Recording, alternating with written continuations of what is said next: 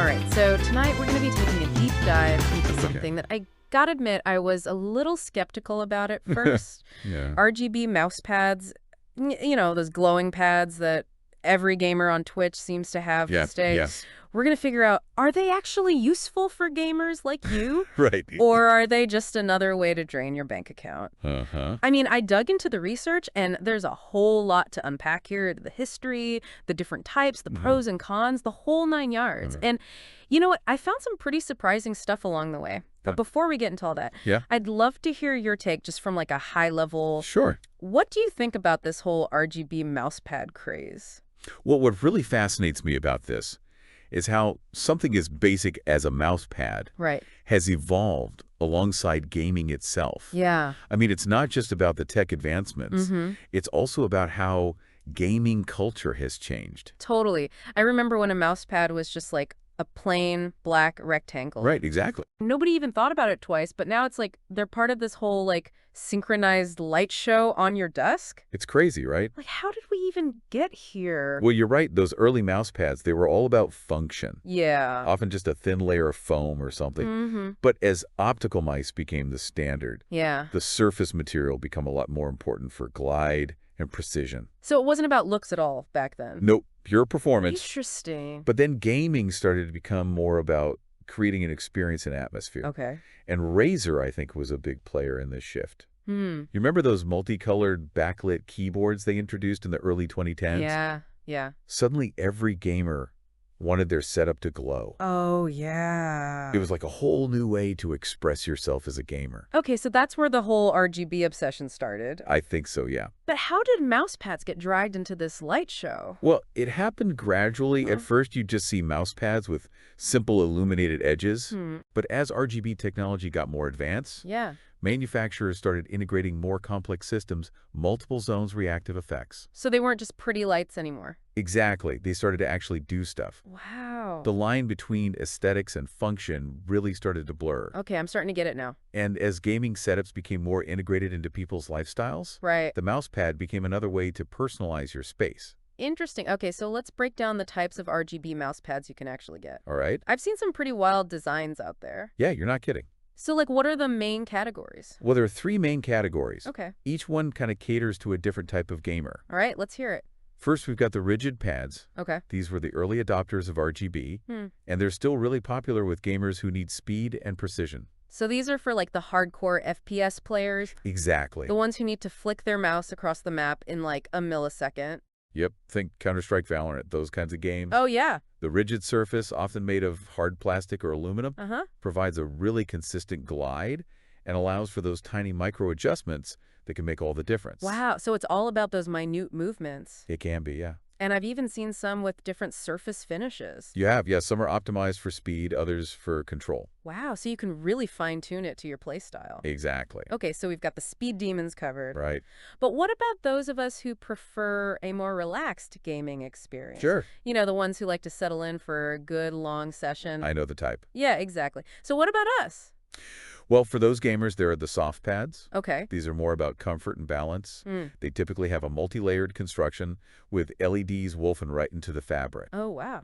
This gives you a more diffused and even lighting effect. And the fabric surface offers a good balance of glide and control while being easier on your wrists. Ah, so that's why I always see those streamers with the soft RGB pads? Probably, yeah. They're probably playing for hours on end. Yeah. It's like they're trying to avoid carpal tunnel in style. That's a good way to put it. So these are popular with like MOBA and more PG players. Yeah, they need that precision, but they also need that extra comfort. Makes sense. And then you've got the XXL mouse pads. Oh, yeah. The ones that cover your entire desk. Those are massive. They are. Those are less about function and more about making a statement, right? They're definitely about creating a complete gaming environment. Yeah. Total immersion. You're basically turning your whole desk into a dedicated gaming space. Exactly. And these XXL pads often have the most advanced RGB features. Really? Yeah, multiple independent lighting zones, complex effects like wave patterns, or even audio reactivity. Wait, audio reactivity? So my mouse pad could like pulse to the beat of my game's soundtrack? It's possible. That's wild. It's definitely a way to take immersion to the next level. Okay.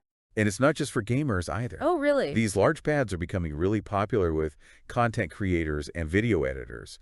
People that need a lot of mouse real estate and appreciate the added visual flair. Okay, so we've got the speedsters, the marathon gamers, and the immersion enthusiasts all covered. I think so. But let's get down to brass tacks here. Okay. Is all this RGB just for show? Right. Or does it actually make you a better gamer?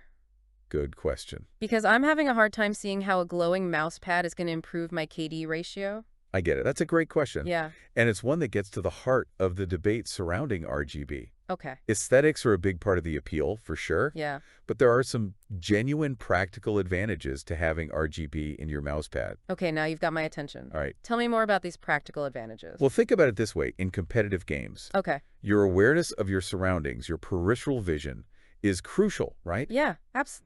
Well, the RGB lighting, especially around the edges of the mouse pad, can actually act as a peripheral vision aid.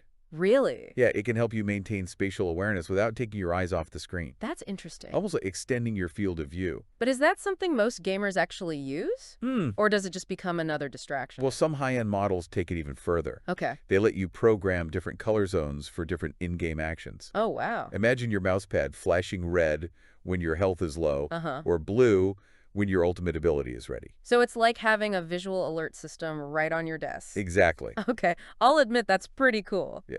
So RGB isn't just about looking flashy. Right. It can actually give you information during gameplay. It can. But what about those extra features? Is it all just marketing hype, or is there some real substance there? Well, some of the more recent innovations have actually focused on convenience and cable management. Okay.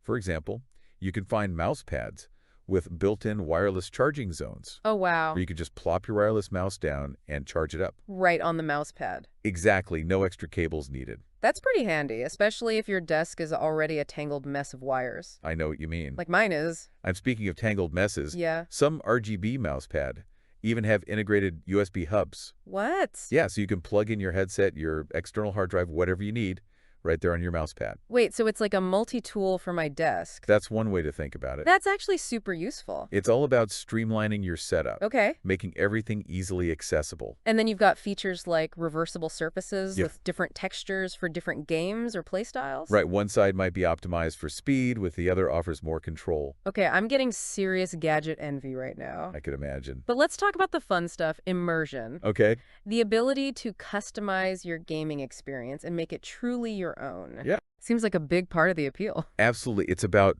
creating an environment that responds to you and the games you're playing.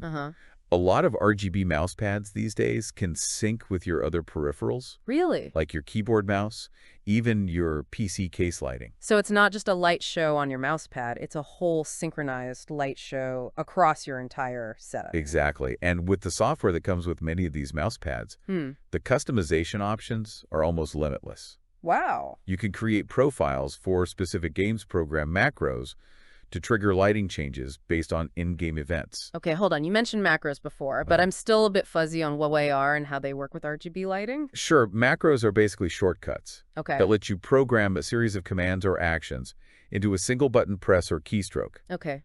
And with some RGB mouse pads, you can link these macros to specific lighting effects. So, for example? Let's say you have a macro for reloading your weapon in a game. You could program your mouse pad to flash red when you activate that macro. So it gives you a visual cue that your weapon is reloading? Exactly. Okay, that makes a lot more sense. Good. It's like having visual feedback for every action you take in the game. It is. And some mouse pads even let you sync the lighting with music or in-game audio. Yeah, it's like your entire desk becomes a visualizer for your game's soundtrack. I have to admit, that's pretty awesome. It is pretty cool. But before I run out and buy a whole RGB ecosystem for my desk, let's talk about the less glamorous side, ergonomics. Okay. A lot of gamers spend hours and hours at their desks.